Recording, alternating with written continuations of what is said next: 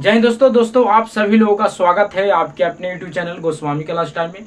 दोस्तों उम्मीद करेंगे कि आप लोग बढ़िया होंगे, मस्त होंगे, स्वस्थ होंगे और अपने पढ़ाई में व्यस्त होंगे। तो दोस्तों आज की इस वीडियो में हम लोग सीखने वाले हैं कि माध्य कैसे निकाला जाता है, माध्यक कैसे निकाला जाता है, बहुलक कैसे निकाला जाता है और परिसर कैसे निकाला जाता है, वो भी आसान तरीका से। ठीक है दोस्तों, जो कि एग्जाम में जो है दोस्तों आपको से पूछा जाता है। ठीक है, ऑब्जेक्टिव में भी पूछा जाता है और सब्जेक्टिव में पूछा जाता है। ठीक है दोस्तों, तो दोस्तों आज की इस वीडियो में हम आपको ऑब्जेक्टिव पहचानने के लिए आपको हम बताएंगे, वो चाहे माध्य के होवे, चाहे माध्यक के होवे, चाहे तो बहुलक के होवे या चाहे तो परिसर के होवे। इस वीडियो में हम 4 गो टॉपिक जो है दोस्तों हम आपको बताएंगे। ठीक है दोस्तों, तो दोस्तों अगर आप चाहते हैं कि हमको माध्य, माध्यक, बहुलक और परिसर आ जाए तो इस वीडियो को शुरू से अंत तक जरूर देखिएगा। ठीक है दोस्तों, तो चलिए हम इस वीडियो को शुरू करते हैं। दोस्तों सबसे पहले हम लोग माध्य निकालना सीखेंगे। कौची? माध्य। ठीक है दोस्तों, पहले हम माध्य निकालना सिखाएंगे कि कैसे माध्य को निकाला जाता है। ठीक है दोस्तों माध्य निकालने के लिए एक फार्मूला होता है, उस फार्मूला को हम लिख दे रहे हैं। तो माध्य बराबर फार्मूला होता है दोस्तों कुल प्रेक्षणों का योग, कुल प्रेक्षणों का योग बट्टा के कुल प्रेक्षणों की संख्या।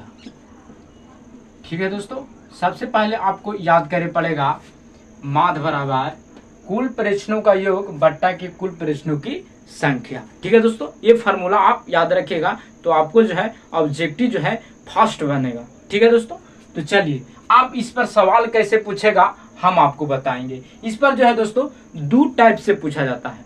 ठीक है, पहला टाइप देख लीजिए।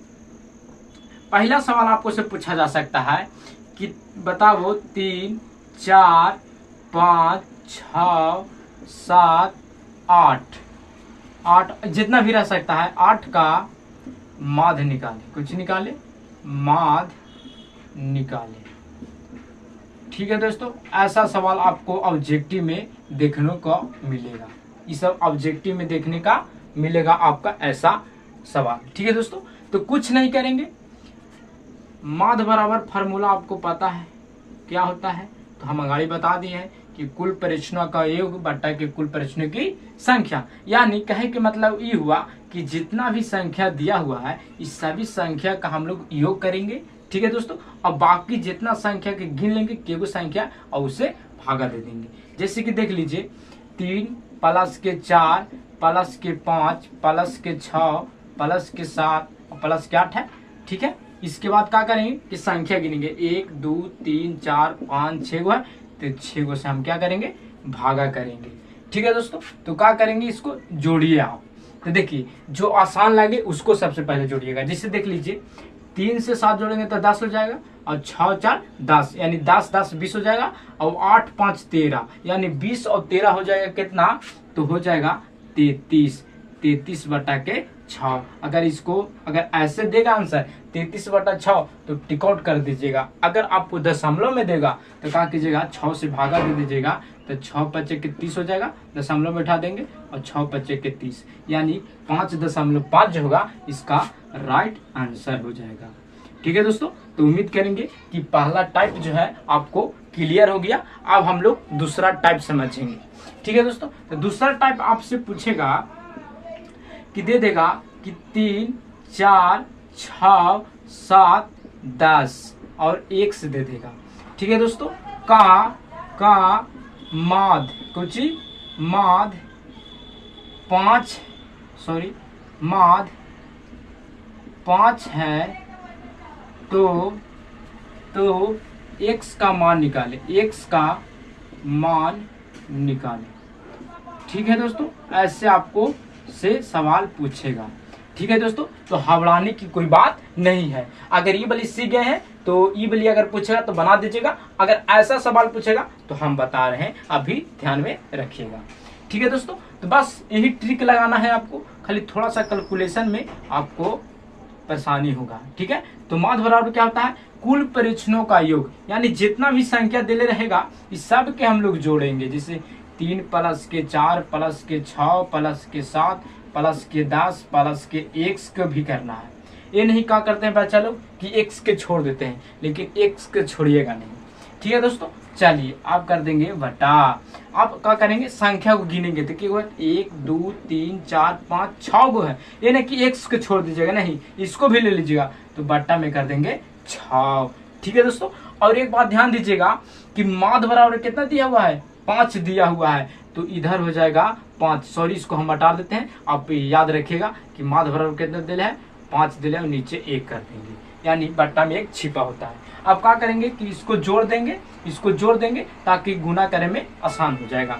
तो क्या करेंगे देख लीजिए, इसको 5 बटा के कर देंगे, बराबर हो जाएगा। अब जोड़िए, इसको हल्का हल्का जोड़िएगा, ये हो जाएगा 7 3 10, 6 4 10, 10 10 20, और 20 और 10 30, यानी 30 प्लस के 1 हो जाएगा और बट्टा के हो जाएगा 6। अब जब बराबर आता है तो तिरछा तिरछी गुना हो जाता है, यानी 5 होगा 6 के साथ और ये जो है इसके साथ हो जाएगा। ठीक है दोस्तों, तो चलिए गुना करिए आप लोग। अगर हम इन्हें करेंगे इन्हें तो हो जाएगा 30 प्लस के 1। अगर 30 प्लस 1 से 1 में करेंगे तो इतना आएगा। ठीक है दोस्तों, बराबर 6 बचे के 30 हो जाएगा, 6 बचे के 30 हो जाएगा।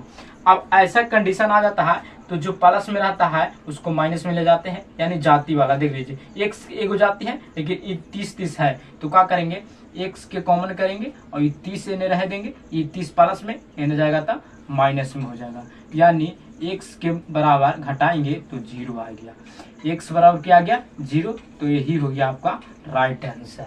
ठीक है दोस्तों, तो इस तरह से आप निकालिएगा। सिर्फ यहाँ पर ध्यान दीजिएगा कि तिरछा तिरछा गुना कीजिएगा। ठीक है दोस्तों, अब हम लोग सीखेंगे माध्यक। कुछ दोस्तों माध्यक, ठीक है। उम्मीद करेंगे कि आपको माध्य जो है आसानी से समझ में आ गया। अगर आपको कमेंट बॉक्स में बता सकते हैं कि आपको समझ में आया या नहीं आया। ठीक है दोस्तों, तो चलिए अब हम लोग माध्यक निकालना सीखेंगे। ठीक है दोस्तों, माध्यक निकालने के लिए आपको कोई फार्मूला की जरूरत नहीं है। बस 2 चीज ध्यान दीजिएगा कि अगर कोई संख्या रहेगा तो आप चाहे तो उसको बढ़ते क्रम, कुछ बढ़ते क्रम, कौन क्रम, बढ़ते क्रम, यानी छोटका के आगे लिखिएगा, छोटका के आगे। ठीक है दोस्तों, हम जो बता रहे हैं आपको कोई यूट्यूब पर जो है दोस्तों इस तरह से आपको नहीं बताएगा। ठीक है दोस्तों, तो चाहे तो आप बढ़ते क्रम में लिखिएगा, चाहे तो आप घटते क्रम में लिखिएगा, घटते क्रम। ठीक है दोस्तों, इसका बस 2 तरीके हैं, एगो बढ़ते क्रम या घटते क्रम। ठीक है दोस्तों, अगर घटते क्रम बढ़ते क्रम नहीं आता है तो हम जैसे बताएंगे आप वैसे बना लीजिएगा। ठीक है, सवाल कैसे पूछेगा तो देख लीजिए। सवाल पूछेगा कि दे देगा 3 4 6 8 9 है कि ना दोस्तों, 3 6 7 का माध्यक निकालें। इस तरह से सवाल आपको से पूछेगा, माध्यक निकालें। तब ऑब्जेक्टिव में जो है दोस्तों छापेगा इस तरह से, तब इसी तरह से सवाल पूछेगा। आपको से ना ज्यादा भारी पूछेगा ना हल्का, तब इसी तरह से हल्का सवाल पूछेगा। ठीक है दोस्तों, ऑब्जेक्टिव में पूछेगा, सब्जेक्टिव में नहीं। सब्जेक्टिव में 2 नंबर या 5 नंबर पूछता है, जो कि हम आपको लेके आएंगे वीडियो। ठीक है दोस्तों, चलिए तो देखिए, ऐसा सवाल है ना तो माध्यक निकालना बोले ना तो कुछ नहीं कीजिएगा, कुछ करना ही नहीं है।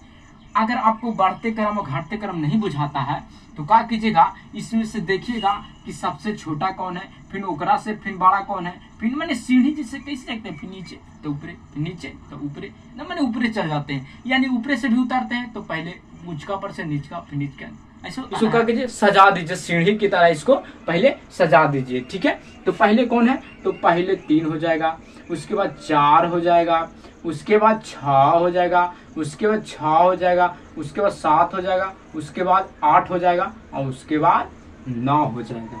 ठीक है दोस्तों, इतना करने के बाद चाहे तो आप 9 से भी कर सकते हैं, 9 8 6 6 4 3, यानी कान्ही से भी उलट पलट कर सकते हैं। ठीक है दोस्तों, चाहे तो उतारते हैं जैसे सजाइए, चाहे चाहते हैं जैसे सजाइए, कोई दिक्कत नहीं है। ठीक है, बस इसमें बस यही करना है कि गिन लेना है संख्या को। तो 1 2 3 4 5 6 7 गो संख्या है, क्या संख्या, तो यहाँ 3 3 गो के आप जोड़ा बना दीजिएगा, तीन तीन जो के कुछ करेगा जोड़ा बना दीजिएगा, और जो बीच में बचा यानी 6 बच गया तो 6 जो हो गया ये आपका माध्यक आंसर हो गया। समझ में आया? कुछ नहीं करना है, पहले सजा देना है, फिर बराबर कर देना है, और बीच वाला जो बचेगा उसी को हम लोग माध्यक बोल देंगे। ठीक है दोस्तों, एक टाइप समझ में आ गया। अगर ऐसे ना रहे तब कौन सी कीजिए, देख लीजिए यहाँ पढ़ी। अब समझिए, अब दूसरा सवाल ऐसे दे देगा कि 2 4 6 8, फिर 2 दे देगा, है कि ना, फिर 3 दे देगा, फिर 5 दे देगा, का फिर 2 दे देगा, का माध्यक निकाले, माध्यक निकाले। ठीक है दोस्तों, ऐसे आपसे सवाल पूछे देगा कि 2 4 6 8 2 3 5 2 का माध्यक निकाले। ये तो सीधा सीधी वाला था, चलिए ये भी सीधा सीधी वाला है, आपको नजरिया के खाली फेर का बोले हम कि चाहे तो इसको आप चाहते हैं सीढ़ी पर वैसे सजाइए, चाहे तो उतारते हैं वैसे सजाइए। ठीक है दोस्तों, कैसे भी सजा दीजिए। चलिए तो हम आगे बड़का से, पहले इसको मैं छोटा से करें, इसमें बड़का से समझा देते हैं। ठीक है दोस्तों, इसमें बड़ा कौन है तो 8 है, फिर 8 पर से कौन है तो 6 है, फिर 5 है, फिर 4 है, फिर 3 है, उसके बाद कुछ है 2 2 2 है। ठीक है दोस्तों, उसके बाद हम क्या कहें कि संख्या को गिन लेना है, तो संख्या गिनिए तो 1 2 3 4 5 6 7 8 गो, के गो है 8 गो है। ठीक है, तो ये तो 4 4 गो के जोड़ा बन जा रहा है जी, बन जा रहा है कि नहीं, तो बीच में तो कोई आ नहीं रहा है, तो क्या करेंगे, ऐसा नहीं करेंगे, हम लोग 3 3 गो के जोड़ा बनाएंगे, 3 3 गो के जोड़ा बनाएंगे। ठीक है दोस्तों, और जो बचेगा जैसे कि बच गया 4 प्लस 4 और 3 बचा, तो क्या करेंगे 4 प्लस के 3 को जोड़ेंगे और 2 से कौची कर देंगे, भागा कर देंगे।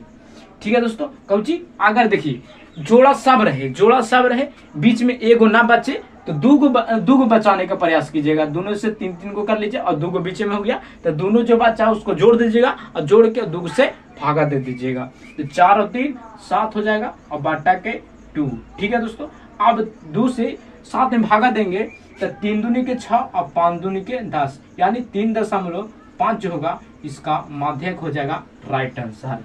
ठीक है दोस्तों, इस तरह से दोस्तों अब हम लोग जानेंगे तो बहुलक। ठीक है दोस्तों, अब हम लोग जानेंगे बहुलक। दोस्तों अगर आपको माध्यक में कोई दिक्कत होगा तो आप कमेंट करके अब बताइएगा जरूर। ठीक है दोस्तों, चलिए अब हम लोग जानेंगे बहुलक। दोस्तों बहुलक पहचानने के लिए आप याद रखिएगा कि एक संख्या कोई श्रृंखला में अगर संख्या है, अगर जो सबसे ज्यादा बार आता है उसी को हम लोग बहुलक बोलते हैं, यानी बराबरता में जिसका संख्या ज्यादा होता है उसी को हम लोग बहुलक कहते हैं। यानी इसको कह सकते हैं कि जो संख्या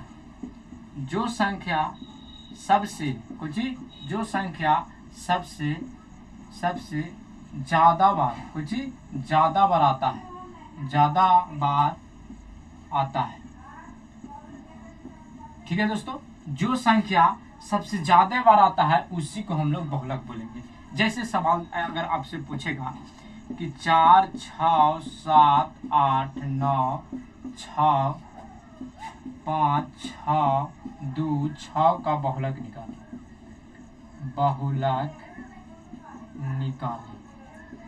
या ऐसे भी पूछ सकता है दोस्तों, या ऐसे दे देगा, पूछ देगा इनमें से कौन बहुलक है, 4 को ऑप्शन दे देगा। ठीक है, तो घबराइएगा नहीं। ठीक है दोस्तों बस इसमें खाली देखना है कि 4 जो है के बार आया है तो 4 एक बार आया है, 4 एक बार आया है। अगर आपसे कोई पूछेगा कि 4 के बार आया है तो 4 एक बार आया है।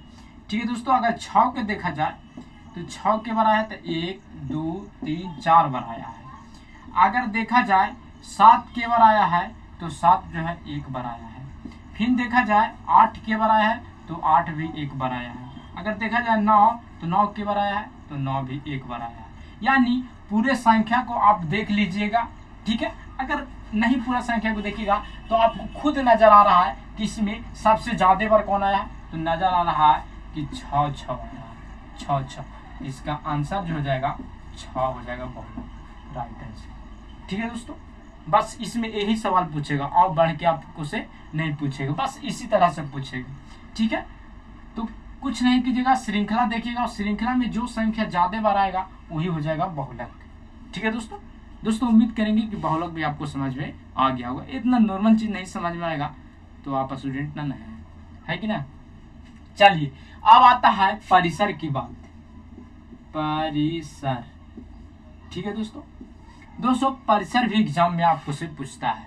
ठीक है, तो परिसर बराबर फॉर्मूला होता है, जैसे कि देख लीजिए परिसर बराबर फॉर्मूला होता है, परिसर बराबर होता है उच्च सीमा माइनस के निम्न सीमा। ठीक है दोस्तों, एक बार ध्यान दीजिएगा कि जब आप ऑब्जेक्टिव बनाइएगा तो इस सूत्र को मन में ही रखिएगा, न क्यों अपनी बना रहे हैं तो पूरा साज धाज के बनाइएगा कि उच्च सीमा माइनस के निम्न सीमा। नहीं, आपको समय जो है बर्बाद हो जाएगा। तो समय को बचाना है और क्वेश्चन को ज्यादा बनाना है। ठीक है दोस्तों, यानी अगर आप एक ही क्वेश्चन में लटकर रहिएगा तो अब दिक्कत हो जाएगा कि ना, आप बनाना है कि ना।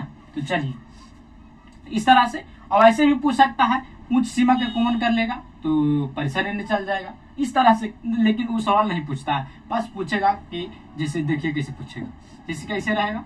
अब बोल देगा 48, 96, 12, 10, 5 का परिसर निकाले, कुछ निकाले, परिसर निकाले। ठीक है दोस्तों, ऐसे पूछेगा तो कुछ नहीं कीजिएगा। आप जानते हैं कि परिसर बराबर फॉर्मूला क्या होता है, तो हम बता दिए हैं, उच्च सीमा माइनस के निम्न सीमा। अगर आपको समझ में नहीं आ रहा है तो समझ लीजिए, उच्च सीमा के मतलब बड़का वाला और निम्न सीमा के मतलब छोटा वाला। जो संख्या दिया हुआ है उसमें देखिए कि सबसे बड़ा है को, तो सबसे बड़ा है 96 और बीच में माइनस, और इसमें छोटा कौन है, तो छोटा है 5। बस 96 में से 5 चल जाएगा तो 91 बचेगा, और ये हो गया आपका परिसर। कितना इजी है दोस्तों, है कि ना। खाली बड़का में से छोटका को घटा दीजिएगा, जो सबसे बड़ा रहे और जो सबसे छोटा रहे। ठीक है दोस्तों, और सवाल देख लीजिए। और सवाल अगर ऐसे आपको से पूछ सकता है कि बताइए कि 3, 6, 9, 12, 18 का उच्च सीमा निकालिए, उच्च